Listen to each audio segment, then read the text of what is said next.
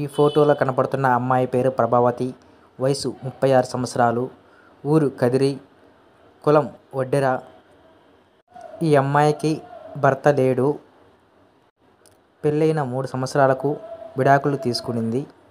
అయితే ప్రెజెంట్ కదిరిలోని వాళ్ళ అన్నయ్య వదిన గారితో పాటు ఆమె అక్కడే ఉంటుంది.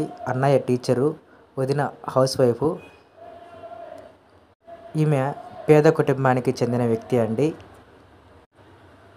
పెళ్ళి అయినా కానీ ఈమెకు పిల్లలు లేరు.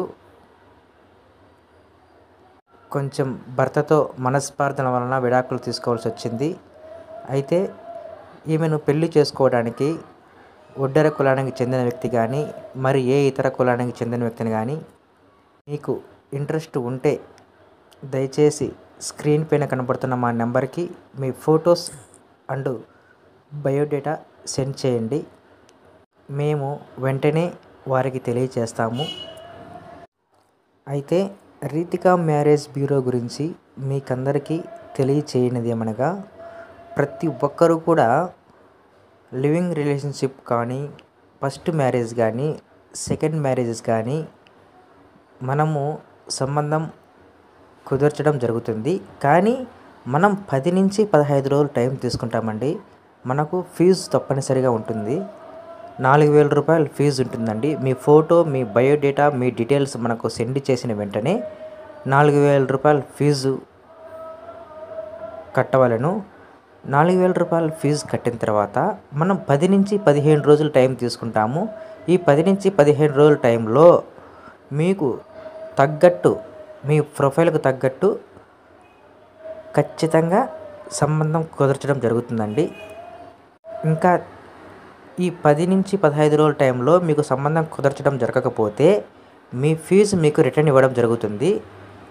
ఇంకా చాలామందికి ఇది నిజమా అబద్ధమా అని కాల్ చేసి అడుగుతున్నారు. దయచేసి మీకు నమ్మకం లేకపోతే మీ ఫీజు కట్టద్దండి, మాకు కాల్ చేయొద్దండి అని నిర్మోహమాటంగా నేను చెప్పేస్తున్నా ప్రతి ఒక్కరికి. మీకు నమ్మకం ఉంటేనే ఫీజు పే చేయండి, లేదంటే చెయ్యొద్దు. మీరు హైదరాబాదు, గుంటూరు వంటి పెద్ద పెద్ద నగరాలలో ఫీజు పే చేసి చాలా మోసపోవడం జరిగింది. అలాగే రీతికా మ్యారేజ్ బ్యూరోని కూడా మీరు నమ్మడానికి ఆందోళన చెందుతున్నారు.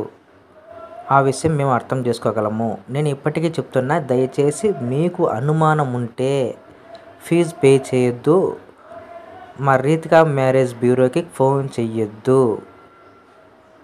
అని ప్రతి ఒక్కరికి మేము తెలియచేస్తున్నాము. మన దగ్గర first marriage, second marriage, living relationship కలవు. అయితే 10 నుంచి 15 రోజులు టైం తీసుకొని మనం వెంటనే సంబంధం కుదరటం జరుగుతుంది.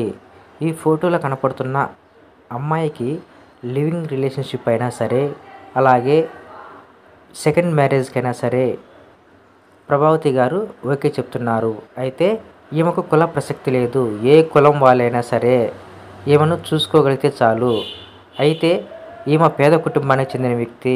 ఆస్తి అంతస్తు ఏమీ లేదు. కట్నం కూడా ఇచ్చుకోలేని పరిస్థితిలో ఉన్నారు. మీకు కానీ, మీ కుటుంబ సభ్యులకు కానీ, మీ ఫ్రెండ్స్కి కానీ ఈ ఇన్ఫర్మేషన్ని షేర్ చేయండి. Thank you for watching this video. Please subscribe Ritika marriage bureau YouTube channel. Kindly I request you. Thank you.